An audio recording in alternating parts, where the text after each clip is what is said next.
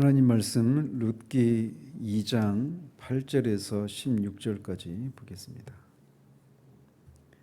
룻기 2장 8절에서 16절까지 같이 읽겠습니다. 보아스가 룻에게 이르되 내 딸아 들으라. 이삭을 주우러 다른 밭으로 가지 말며 여기서 떠나지 말고 나의 소녀들과 함께 있으라. 그들이 베는 밭을 보고 그들을 따르라. 내가 그 소년들에게 명령하여 너를 건드리지 말라 하였느니라. 목이 마르거든 그릇에 가서 소년들이 길어온 것을 마실지니라 하는지라. 룻이 엎드려 얼굴을 땅에 대고 절하며 그에게 이르되 나는 이방 여인이거늘 당신이 어찌하여 내게 은혜를 베푸시며 나를 돌보시나이까 하니 보아스가 그에게 대답하여 이르되 내 남편이 죽은 후로 내가 시어머니에게 행한 모든 것과 내 부모와 고국을 떠나 전에 알지 못하던 백성에게로 온 일이 내게 분명히 알려졌느니라.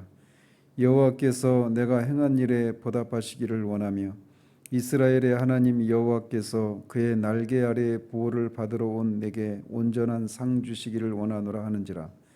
룻이 이르되 내 주여 내가 당신께 은혜 입기를 원하나이다. 나는 당신의 하녀 중에 하나와도 같지 못하오나 당신이 이 하녀를 위로하시고 마음을 기쁘게 하는 말씀을 하셨나이다 하니라. 식사할 때 보아스가 룻에게 이르되 이리로 와서 떡을 먹으며 내 떡 조각을 초에 찍으라 하므로 룻이 곡식 빼는 자 곁에 앉으니 그가 볶은 곡식을 주매 룻이 배불리 먹고 남았더라.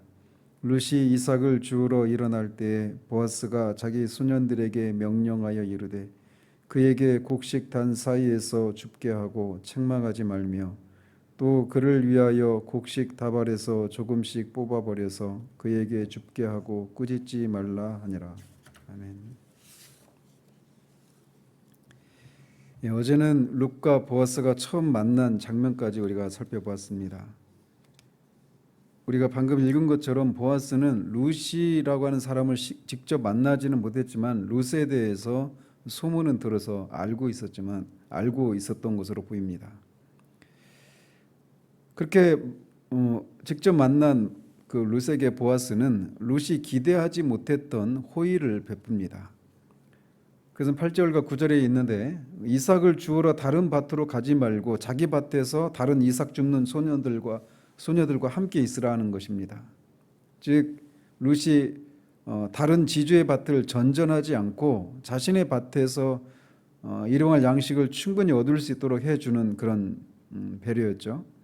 그리고 또 다른 배려는 곡식을 베는 소년들에게 그녀를 건들지 말고 소년들이 떠온 물도 마음껏 먹도록 하라고 하는 것이었습니다. 어제도 말씀드렸지만 사사시대 이런 각박한 시대 속에서 이방 여인인 또 과부가 홀대를 받기가 너무나 쉬웠습니다. 그런데 그 소년들에게 룻을 건들지 말라라고 말하는 것을 통해 그녀를 보호해주고 있는 것이죠. 또 팔레스타인 지역에서 물은 늘 얻기가 쉬운 것이 아니었는데 해 아래서 땀을 흘리면서 일을 하다 보면 수시로 물을 먹어야 했을 것입니다. 그렇기 때문에 여기에서처럼 일꾼들이 그날 마실 물을 큰 통과 같은 곳에 길어다 놓고 마시곤 했던 것으로 보입니다. 그런데 이삭을 주우러 온 처지에 그 물을 마신다라고 하는 것은 룻으로서는 언감생심이었죠. 그런데 마음껏 물을 마시라고 배려를 하고 있는 겁니다. 여기서 보아스의 세심한 그런 배려의 마음을 우리가 읽을 수가 있죠. 그런데 보아스는 룻에게 이런 호의를 베풀면서 내 딸아라고 부릅니다. 이런 호칭은 자기 딸을 부를 때만 사용하는 것이 아니라 지체가 높은 어른이 젊은 여인을 부를 때도 종종 사용하곤 하는 그런 호칭입니다. 그런데 보아스는 이렇게 룻을 내 딸아라고 부르는 것을 통해서 그의 인품을 고스란히 드러내고 있는데 그가 그녀에게 베푸는 호의가 값싼 동정심으로 베푸는 것이 아니라 딸 같은 그런 생각이 들어서 이렇게 아버지로서 어른으로서 이렇게 해준다라고 하는 그런 말을 하는 것이죠. 그래서 그녀로 하여금 수치심이나 굴욕을 느끼지 않도록 따뜻하게 배려하고 있는 그런 모습을 보여주고 있습니다. 이런 호의를 입은 룻은 그가 베푼 호의를 호의로 바르게 인식하고 얼굴을 땅에 대며 절을 하는 것을 통해 감사를 표합니다. 자신은 이방 여인에 불과한데 어찌해서 자신에게 이런 은혜를 베푸느냐며 자신이 받은 것을 호의로 바르게 인식하고 있습니다. 당연히 받을 권리를 행사하고 있는 게 아니에요. 그 율법에 이렇게 돼 있으니까 내가 여기서 그 밭에서 이삭을 줍는 것은 하나님이 명하신 나 같은 사람에게 그 하나님이 명하신 그런 권리다 이렇게 생각하지 않고 호의로 받아들이고 있는 것이죠. 은혜를 입다 보면 이게 바로 은혜를 입은 자들에게 요구되는 바른 자세임을 알 수 있습니다.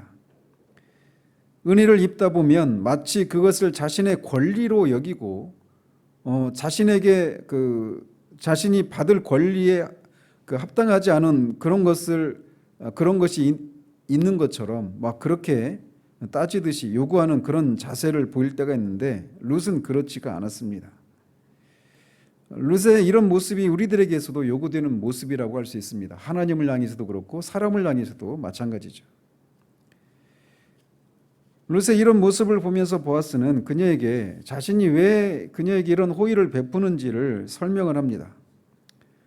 저는 이 장면이 정말 이 룻도 그렇고 보아스도 그렇고 정말 멋지게 보입니다.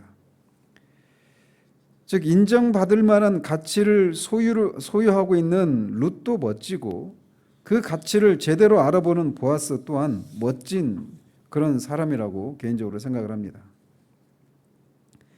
보아스가 룻에게 이런 호의를 베푸는 것은 두 가지 이유인데 하나는 룻이 사람과의 관계 속에서 보인 모습 때문이고 다른 하나는 여호와 하나님을 향한 그녀의 신앙 때문이었습니다.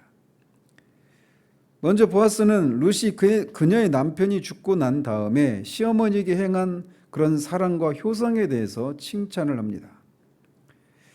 솔직히 인간적으로 생각하면 여자는 남편을 보고 시집을 오는 건데 그 남편이 후사도 없이 죽어버렸습니다. 그러면은 더 이상 그 시어머니와 그 며느리를 이어주는 끈이었던 남편이 없는 상황에서는 아랫 동서 오르바처럼 그렇게 떠나도 그렇게 떠나도 누가 막 욕을 하지 않습니다. 더더군다나 그 시어머니가 인간적으로 생각하면 재산도 없는 그런 상황 가운데 있어서 젊은 룻이 평생을 봉양을 해야 되는 그런 상황인데 그는 아랫동서 오르바처럼 시어머니를 떠나지 않고 시어머니를 따라서 어머니의 백성이 나의 백성이 되고 어머니의 하나님이 나의 하나님이 될 것이다 라고 하면서 그렇게 기꺼이 따라 나섰단 말이죠.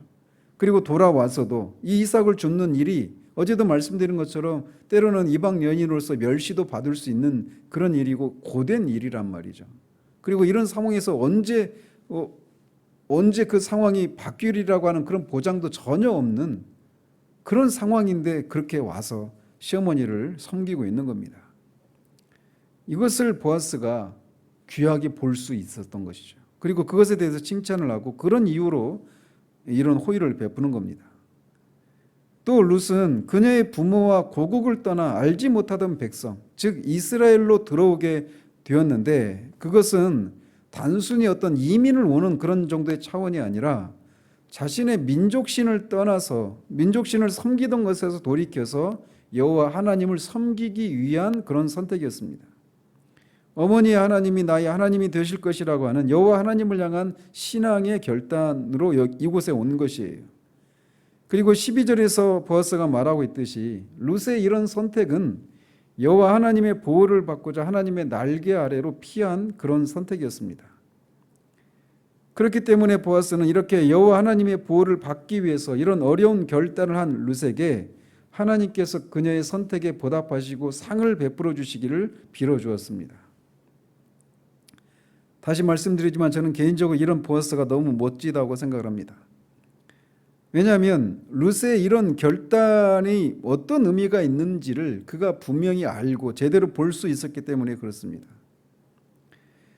지난번에도 말씀드린 것처럼 이방인이었던 그리고 남편과 이 시아버 아들 둘과 그 엘리멜렉과 기련과 말론 이 세 사람이 죽는 그런 룻이, 그 죽는 것을 지켜봤던 룻이 보호를 받기 위해서 여호와 하나님의 날개 아래로 피해 들어오는 것은 정말 대단한 믿음이 아닐 수 없습니다. 남편이 또는 시아버지가 그런 어떤 위기 가운데서 건짐을 받아도 이방인이 여호와 하나님을 믿기가 쉬운 일이 아닌데 오히려 여호와 하나님의 권능과 선하심을 의심할 수밖에 없는 그런 악조건 속에서, 그리고 나오미의 말대로 자신들이 겪고 있는 이런 고통이 여호와 하나님께서 징벌하시고 고통스럽게 하셨기 때문이라고 하는 것을 아는데도 소위 때리시는 하나님께 보호받기 위해서 피한 그런 행동이었던 거예요. 마치 자신의 잘못 때문에 부모가 매로 막 때린 그 매를 맞는 아이가 매를 피해서 달아나거나 매를 맞는 것을 분하게 여기면서 부모에게 불손하게 행동하기는커녕 때리는 부모의 품에 와락 달려드는 것과 같은 상황이 바로 룻이 보인 행동이었던 겁니다. 이것은 정말 하나님의 마음에 얼마나 큰 기쁨을 드리는 믿음의 행위였겠습니까? 때리시는 하나님의 선하심을 믿지 못하고는 도무지 할 수 없는 행동이 룻이 취한 행동이었습니다. 그래서 룻이 멋지다고 하는 거예요. 그런데 보아스도 룻이 취한 이런 선택과 행동의 가치와 의미를 바로 알아보고 그녀에게 여호와 하나님께서 보답과 상을 베풀어 주시기를 축복하고 있는 겁니다. 그러니 두 사람이 하나님 보시기에 얼마나 기특하게 보였을까요? 실제로 보아스의 이런 축복은 하나님께서 보아스 자신을 통해서 응답해 주십니다. 말씀드렸던 것처럼 두 사람이 결혼을 하고 다윗의 조상이 되고 메시아의 조상이 되게 하는 구속사의 한 축을 담당하는 가계를 이룰 수 있는 복을 주시는 것이죠. 보아스가 룻에게 자신이 그녀에게 8절 9절에서 말한 호의를 베푼 이유를 이렇게 설명하면서 그녀를 축복하자 룻은 자신을 겸손히 낮추고 보아스의 하녀 중에 하나에도 미치지 못하는 하녀에 불과한 자신에게 이렇게 과분한 은혜를 베풀어 준 것에 대해서 재차 감사를 표합니다. 이에 보아스는 식사 시간에 룻에게 같이 식사를 하자고 하면서 그녀가 가지고 온 떡을 자신이 마련한 초에 가지고 온 그 초에 찍어 먹으라고 합니다. 이것은 굉장히 어떤 그 배려를 하는 그런 조치였던 것이죠. 또 볶은 곡식도 나눠줘서 그녀가 배불리 먹도록 그렇게 했습니다. 그리고 식사가 끝나고는 자기 소년들에게 말하기를 룻이 곡식단 사이에서 이삭을 죽게 하고 책망하지 말라고 합니다. 그러니까 곡식단 사이에서 이삭을 죽으니까 얼마나 더 많이 수월하게 죽을 수 있겠습니까? 또 보아스는 이에 더해서 아예 소년들에게 곡식단에서 이삭을 조금씩 뽑아서 룻이 그것을 줍도록 하라고 했습니다. 이것도 룻이 수치심을 느끼지 않도록 하기 위한 세심한 배려였던 거죠. 이렇게 보아스는 룻의 효성과 여호와 하나님에 대한 신앙을 높이 사고 감명을 받아서 그가 해야만 하는 것 이상으로 그녀에게 호의를 베풀었던 겁니다. 뭐라도 더 주고자 하는 그런 마음이 보아스의 마음에 가득했어요. 이것은 보아스가 나중에 룻에게 기업 물을 자의 권리를 행사할 때 그가 그것을 단지 의무에서만이 아니라 그녀를 향한 사랑 때문에 그 의무를 행사했다라고 하는 것을 우리에게 시사해 주고 있는 겁니다. 우리는 이런 보아스의 모습 속에서 하나님의 사랑과 은혜의 풍성함을 보게 됩니다. 야고보 사도는 하나님은 인색하지 않으시고 후히 주시는 분이시라고 말을 하는데 보아스에게서 바로 이런 하나님의 모습을 우리는 봅니다. 가난한 자에게 이삭을 줍게 하라고 하는 율법을 수행하는 것을 넘어서서 보아스는 룻에게 이렇게 그가 할 수 있는 최선의 것들을 그녀에게 베풀어 주고 있는 거예요. 마찬가지로 하나님은 하나님이 하셔야만 하는 일을 하셨던 것이 아니라 오히려 하시지 않으셔도 하는 일을 하셨죠. 그건 바로 원수되었던 우리를 위해서 하나님의 아들을 십자가에 진 이겨서 죽이시고 우리의 죄를 인한 형벌을 대신 받으시게 하셔서 우리를 속량하신 것입니다. 그런데 그거에서 넘어서서 그런 원수되었던 우리를 그분의 자녀로 삼으시고 하나님 나라를 상속할 그런 자로 삼아 주십니다. 그리고 이 세상을 지나는 동안에도 우리의 필요를 채우시고 우리를 원수들로부터 보호하시고 인도하시는, 정말 후히 주시는 그런 하나님이신데, 보아스에게서 이런 모습을 우리가 볼 수 있는 것이죠. 보호받기 위해서 여호와의 날개 아래로 피한 룻에게 하나님은 넘치도록 은혜를 베푸십니다. 그래서 이 고단한 그 낯선 나라에 들어와서 풍성하게 사는 것을 넘어서서 다윗의 조상이 되게 하고 메시아의 조상이 되게 하는 그런 넘치는 은혜를 베푸신 겁니다. 그러신 것처럼 지금도 온 땅을 두루 돌아다니시면서 전심으로 그분을 의지하는 자들을 지금도 하나님은 살피고 찾고 계십니다. 그리고 그런 자들을 만나시면 하나님은 넘치도록 후하게 보답하시고 상을 베푸십니다. 사사시대와 같이 영적으로 어두운 시대일수록 이런 믿음을 가진 자들을 찾기 쉽지 않았지만 하나님은 그런 사람을 반드시 찾아내십니다. 때리시는 하나님께 보호받기 위해서 피한 룻, 그리고 그런 룻의 믿음을 바르게 알아본 보아스. 우리는 이런 룻이거나 또는 이런 보아스와 같은 그런 사람이기를 바랍니다. 정말 때리시는 하나님께 피하는 룻, 그리고 그 신앙의 가치를, 그 의미를 제대로 알아보는 보아스. 그래서 자신이 할 수 있는, 해야 되는 것 이상으로 막 될 수 있으면, 할 수만 있으면 넘치도록 뭐라도 해주고 싶어하는 그런 보아스. 이 둘 중에 하나와 같은 그런 위치에 있는 그런 사람이기를 우리 주님의 이름으로 축원드립니다. 기도하겠습니다. 하나님 아버지, 룻이 그렇게 남편도 없는데, 또 자식도 없는데, 또 시어머니도 재산도 없는, 평생을 봉양을 해야만 하는 그런 상황인데도 그 시어머니를 사랑으로 봉양하기 위해서 그렇게 따라 나선 것, 또 그 행동은 여호와 하나님의 보호를 받기 위한, 정말 때리시는 여호와 하나님이심에도 불구하고 그 속에서 여호와의 선하심을 발견했기에 때리시는 하나님께 피했던 그 룻의 그 믿음을 보아스는 또 그것을 알아보아서 자신이 할 수 있는 것 이상으로, 해야 되는 것 이상으로 그렇게 넘치도록 이런 호의를 베푸는 이 아름다운 두 사람의 모습을 봅니다. 아버지, 우리도 이 룻과 같은 처지에 있는 사람이거나 또는 그런 룻과 같은 처지에 있는 사람의 그 가치를 제대로 알아보아서 그 사람에게 할 수 있는 것 이상의 것을 베푸는 그런 보아스와 같은 그런 사람이 되기를 소원합니다.